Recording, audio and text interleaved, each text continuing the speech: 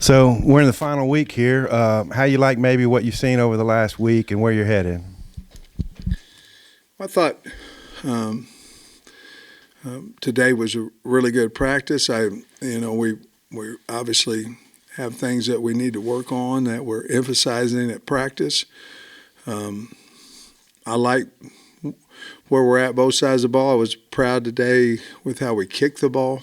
A couple of 2-minute situations where I believe we made somewhere around a 46 and a 56, 55, something by Shipley. So that was really positive to see. We are a physical team. They are practicing physical. I think next Saturday will be the 5th time that we tackled to the ground this spring, which is by far more than we have done in the past. And we're finding out a little bit more because of it about our team. And I like the competitiveness between the offensive and the defensive line. I think we're finding linebackers. They can run. And I think we figure out who our running backs, who we feel good about at running back. I think maybe the biggest question mark right now is where we're at wide receiver wise, because we've had several injuries. We've had some hamstring with Andrew. He was back today. And we've had a hamstring with Jaden. Ty Broden has a family situation that he's handling right now. So that position right there is probably still, we know who we have, we just haven't seen them, I guess, in the last couple of days. So, but some younger guys are moving up the depth charts, giving them opportunities. Well, I thought Desmond James played a little bit better today too. So I like where we're at. I was very happy that we kicked the ball better than we have, because we haven't been kicking it real well field goal wise. Feistiness we hadn't seen, little action after the play action. Is that how do you take that? Well, obviously you don't want anything to ever escalate to that point. We had a good talk with the team afterwards on it about what's acceptable, what's not. It was just the two guys got tangled up on the sideline, and I believe one side thought it was more than that, and escalated into something that shouldn't have. But I think our team is a very together team. I think it was obviously at the end of practice, and we had practiced really hard, and things escalated there, but we stopped it fairly fast. I think we sorry, I forgot my question. Well, Coach, the offensive line seemed like last spring and fall was giving up at a lot of penetration, I guess, and that didn't seem to be happening as much. Is that what you're seeing? Yeah, they're seeing a lot of things from the defense as well, and I think we're pretty good on the D line. It's trying to get to the quarterback and things like that. So, I think it starts. Any protection starts with your tackles, and you have to be good at those positions. I feel good about our tackles situation, and I think Eric's done a really good job with their eyes and not cutting somebody loose. Eyes are so valuable pre-snap, and if something surprises you, you can never get your body normally in front of it. You're usually playing half of the man if you're in a surprise. I think his technique and the eyes that he's teaching right now are really helping us, and we're covering those guys up a lot better, and they're playing pretty good as a unit in there. And I'll be honest with you, we've done more crossover drills this spring with tight ends and running backs against linebackers. I think our linebackers are getting better rushing the quarterback, and I think our running backs are doing a nice job of picking up blitzes as well, along with the tight ends when we're in a 7-man protection. Yeah, I remember my question now. On the offensive line, the 5 starters, we've seen, pretty consistent there, maybe some snap issues. Any concerns at all? Wiggins played a little bit today, and I think the only concern there is that we had a few snap issues today with Nichols, and if you notice, they were all when he was in with the 2 group. And so, maybe there's some reason to move guys in and out, to make sure that they're comfortable with each other. But obviously that showed that he's working with a different quarterback, and so the cadence would be slightly different. We want them to all be the same, but maybe it was slightly different, maybe not quite as loud, and things like that. And so obviously the timing of the snap is important, and with the second and third team quarterback whom he worked with today, I think the timing was off, which would make your snap off too. So it hadn't really been a problem since the very beginning of practice when he's working with Green. Just was a problem today. So obviously there's a concern anytime anything's not going the way it should. But I think we can fix that real easy. Maybe get him a few more reps with those other guys. Let him get comfortable with their cadence. And Ian Jeffrard, I don't know if he practiced Saturday or today. Is everything okay with him? He's fine. He pulled his hamstring, got split, and pulled his ham. I anticipate that he'll be full speed by Thursday, and he'll be able to play in the spring game. Talon started off pretty strong. Maybe last week wasn't as accurate and looked like he was pretty accurate today. What are your thoughts on his past week, I guess? Well, I think anytime you go out in the portal, and I'm not for sure, Trey, it's not any position. You want him to be so good and so,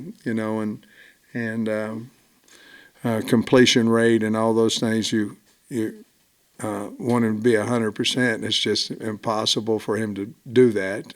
I think it's more the accuracy of the crossing routes and things like that we're working on. But as long as he has confidence, he has the tools to do that. And I think today, with the ability to step up and have a little bit more time, and obviously I think it makes a difference too when you are working with the receivers, which he hasn't been. Last week he didn't do at all.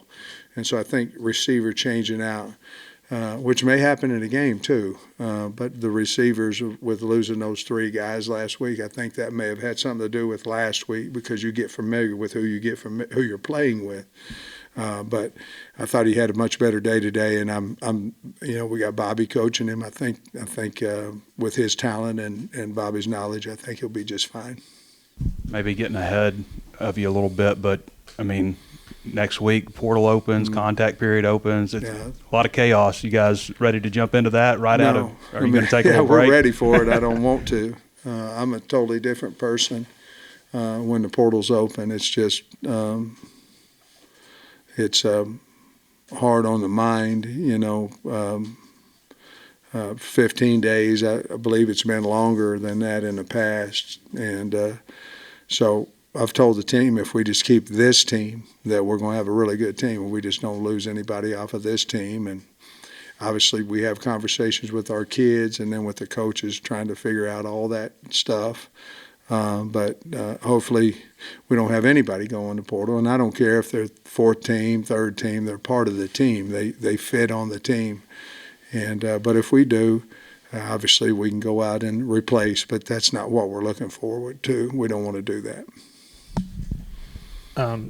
Talon, when Bobby came in and spoke with us last week, he kind of mentioned how you don't really see Talon's ceiling because he's not getting tackled and stuff. I mean, how do you go about evaluating that? Your quarterback, what he can do in the run when the pads are live without kind of, obviously you want to keep him safe and not have him getting hit. But what's the evaluation process there, and will you maybe put him in the line of fire at all this offseason? We won't. But I'll say this, that the only way that we can have some type of – we obviously see that he's fast and things, but, you can go back and look at his film from last year when he took off. What did he do? And there was some pretty amazing things when he was able to run. I could still remember we were playing Rice out here, and I don't know that we really knew what K.J. Jefferson was running the football, and then Rouse caught an option play, and that got called back for a holding. I think we gained about 50, and we got about 10 out of it, out at the wideout. But we really found out more about him when the game started. Now, obviously in practice we can see him do some things, and we've got plays where he is the primary runner, depending on what the tackle does, what the end does. We just haven't used those as much because we've been working more on his play action game and on his drop back game, because we are assuming from tape that we watch that he is a dynamic runner. But we can't afford to get him hit, and probably that major evaluation will be when we play Arkansas Pine Bluff. And Anton got a lot of reps with the ones, obviously with Landon being gone this Saturday. Just what did you see from him? And it seems like he's starting to settle in. And how have you seen him grow? A lot of really good. He played well Saturday, and he needed those reps up there against Junior, and I thought he played really well. Obviously, Landon got married, and beautiful girl, Grace, she worked for us for a year, and happy for him and her. What a beautiful couple. But it gave Anton an opportunity to play there, and I'll tell you what he is. He plays extremely hard, but he's very, very strong and has good leverage, and obviously he set the record over there at, I believe, Albany for a reason, and we're really glad he's here. But he's playing the run and pass. The guy up front that's playing exceptional is Campbell. I mean, you guys have been at practice, see him all over the place. You mentioned there were points of emphasis that y'all are working on at practice today. Is that stuff you maybe saw on film from the scrimmage? Kind of what were those points of emphasis? Well, we have done more situational football than we have ever. And we've done a lot, but this is more situation. We need to become a play action team. We need to become a team that's able to pick up the blitz. We need our running backs to become better blockers, because we weren't last year at all. And so those are the things that we're emphasizing. Tackling, obviously, we feel like we need to get better there. I'm not as much into the defensive. I have to wait until I watch tape to see Indy. But they're working on tackling as well over there, because I'm Eric's GA, and so I'm not able to get around to all the Indy except for after practice when I watch it. But if we're seeing a problem, we're addressing it as quick as we possibly can the next day, and that's even changing formats sometimes of practice, so we can just. If it's a problem, we need to fix it as soon as possible. So that's what we're doing. We've had coming out, we've had going in, we've had high red, low red, several different times, because we either one side of the ball or the other didn't perform well. I think it was one of the earlier team periods today, but I think I saw Jaden Allen out there with the ones at corner. Just what have you liked from him this spring? Is there any other of those new freshmen that have really stood out to you? There's a lot of them that I like that are going to be good players for us. Jaden is such a quick twitch guy, that very, very smart. He's a cover corner. I mean, that's what he is, and body positioning is extremely accurate. He understands what's going on for a young guy. That's hard. I think if you look at the freshmen who have really elevated, Braylon Russell would be one of those guys that there's no doubt in my mind that he will help us this fall. And C.J. Brown is another guy that I believe is going to help us this fall. And then after that, I'm probably missing a guy or two. But, Selman Bridges is another guy that's possibly doing that. Tevis Metcalf is doing a good job. So, but those guys are the ones that stand out in my mind. Our two young defensive ends are going to be good players. We have good depth where they're at, but I think they're going to be good players eventually.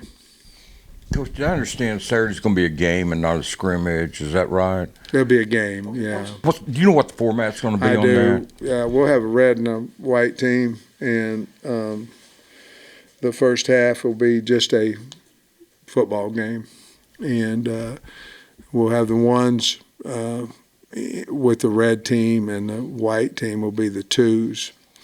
Then at half, what we'll do is we'll probably take the ones and they'll be done. And then it'll be two against the rest of them, which then they will become the red team. We'll score the game and all that, and we'll have a nice big breakfast for the winners and cereal for the losers and all that kind of stuff. But the bottom line is it'll give, if it goes right, the red team will be up at half, and then it'll give the white team should be the better of the two teams, and we'll see what happens. But then it'll give the white team a chance to catch up. So that's what we're going to do. It's just going to be a game. Has there been any surprises this spring? I mean, guys that really a lot better than you thought they would be. I think Andrew Armstrong, and I know he was a good player for us, but I think he's one, and Ty Broden. Those two guys have become much better players, I think, this spring. And then, I don't want to talk too much about the portal guys, but some of them are a little bit better than even we thought they would be. Their fit has been really good for us. Xavier Story is a good linebacker. He's a good player. But I think, to be honest with you, in just answering in a nutshell, it would be those three freshman linebackers that have come along and have played better than maybe what I thought they would at this point in time. You mentioned Tevis earlier. Has T.J. Metcalf made some progress? He has too. He certainly has. He's a guy that in the scrimmage on Saturday will start off with the twos, and he may get opportunities to have some reps with the one as well. You follow basketball coaching searches at all? Well, I live in Arkansas, so it'd kind of be hard not to. But I believe in Hunter Yurchek. He'll find the best guy. I guess, according to y'all and everybody, we found a guy. So I don't know him well, but if he's a coach, we probably hit pretty good home run, maybe a grand slam. What do you remember about when you were being talked to and pursued by Hunter Yurchek, just his approach and his method during coaching searches? Well, it was very comfortable conversations, and you could, there wasn't a whole lot of questions that, Trey, I had, it wasn't like, who do we play next year? No, I didn't care, Mine was different than what I'm assuming Coach Calipari's is, but I remember him being very easy to talk to, very forward and direct, it was. I talked to him and interviewed with him, and then I didn't talk to him the day I got hired. Really, talked to John Fagg, until he came to the house. And then when they came to the house, and he did all the talking, and Steve Cox was there, as well. But I just remember he was easy to talk to, but very, very direct in what he was his expectations. And the one question that he asked me was, "Can you handle being the head football coach at Arkansas publicly? Can you be the guy?" Because obviously he understood the passion of the fan base, and that can work obviously for you and against you at times, as I've experienced both of those. And of course the answer was, hell yeah, I can, but that's what I remember. And then he, to be honest with you, he hasn't changed at all since we've been here. It's been direct. What we need, what can I do to help you? What you need to do to help me and the university and the state. And it's been, I'm a grown man. I'm not dumb. I understand what needs to be done, but Hunter doesn't leave that for question. He's going to tell you what needs to be done, what needs to happen, and what you're doing well, what you need to improve on, things like that. So very direct, very honest, and he stays to his word, and I think that's what the new basketball coach can expect out of him as well. I've enjoyed. He's my boss, and I'm just being. You asked a question. I've enjoyed every bit of it with him because he's been honest and directly to the point. You talked earlier about how you go and watch Indy after practice. What's that process like for you, and what are you looking for when you're watching that film? I'm just looking for, are we doing something so everybody go, man, we're changing up this drill. I want to know the reasons why we're doing it. I want to know, do we have a start and a finish to every drill? I want to know, are we holding our kids accountable for the drill? And if we're not, then And what'll happen is I'll take a couple of clips, I'll tag them, and then whenever I meet with the offense for an hour and the defense for an hour after, like today, this afternoon, after we watch the practice, and I'll have, I don't know, anywhere from 15 to 20 tag plays on both sides of the ball, and then whatever it is in Indy that I want to talk about. And I just want to make sure that the beginning of practice has some speed to it, and then we kind of work down towards teaching in maybe period 3. But I want to make sure that what we're doing has a purpose and a meaning for the kids, and that it makes us better. And let's say this, nobody is a good player, nobody, without good technique. So Indy is all about technique and speed, and nobody can be a great player without great technique. Nobody, no position. And so that's really the primary thing of what we want to do, and we want to strain them there early during Indy. You're Good running. question, by the way. I agree. You're running a little light at cornerback right now. Is there any chance that Robinson and Singletary could be back for Saturday, or what's? No and yes. No on Cuddy. No on Marquise. Non-surgical, but no on him.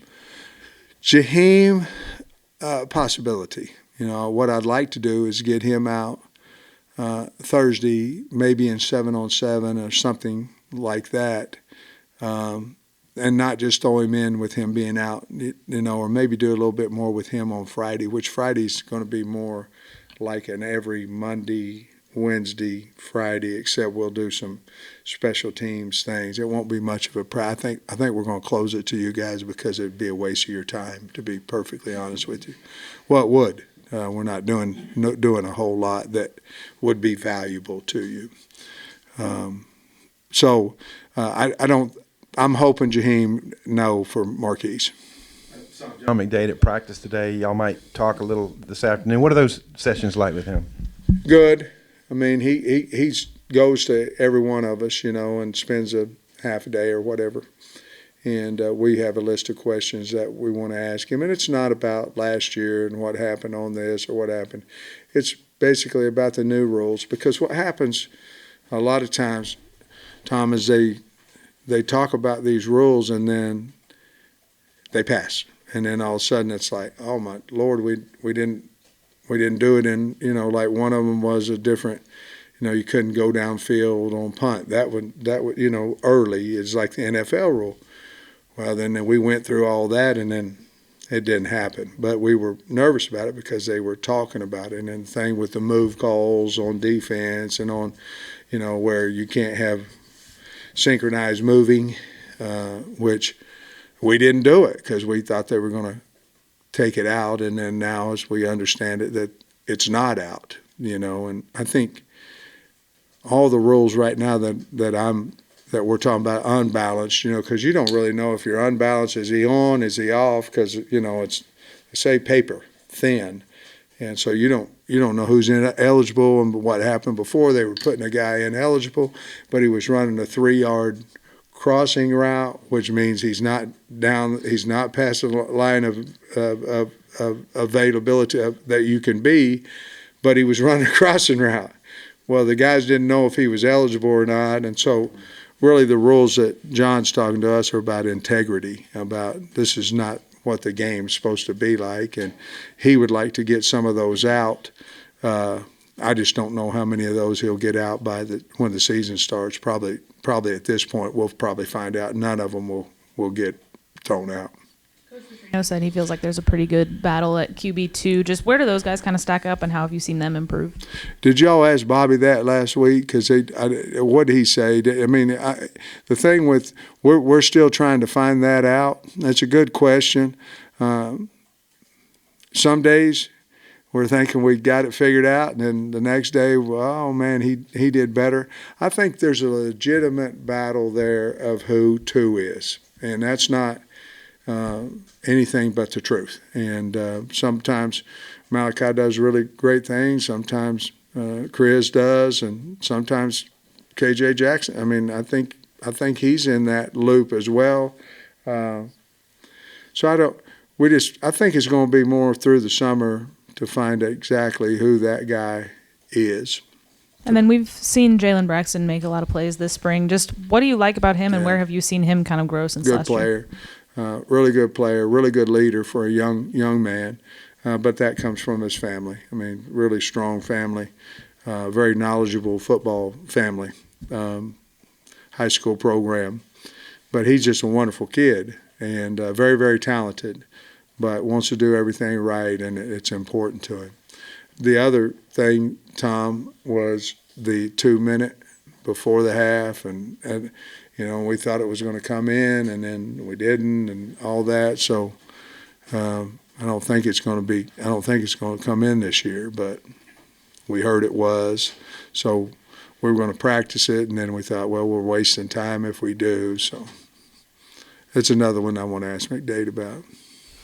I have a couple of questions about availability of some wide receivers. You kind of touched on it earlier. Jaden Wilson, I don't think has been doing team stuff. Do you think he might be able to go on Saturday? I hope so, but that one I don't know. Do you know if Broden might be back, or is that still kind of up in the air? Broden, I haven't talked to him today. When I talked to him, are we meeting before Saturday again or no? We'll somehow let the media know whether it's a family situation and it's fluid with when he needs to leave and when he needs to come back. And I don't know exactly what his plans are because I haven't spoke with him today. And we saw Davion Dozier get dinged up today. Do you have any update on him? I don't. I know it had something to do with his hand. So as soon as we get through here, we'll go find that out. But he didn't come back. So a lot of times, if it's a hand, that's not great news. But we'll figure it out. I think you briefly mentioned a big breakfast for the winners, cereal for the losers. What does that look like? Well, number one, I won. I can tell you that. I'm on the winning team. But now Busy's will come in and service the works, and it's got to have gravy on it. I mean, winners deserves gravy, right? And I don't know what the cereal choice is going to be, but it'll be some good cereal. You guys know in the morning sometimes you put some milk over some cereal. It's pretty good.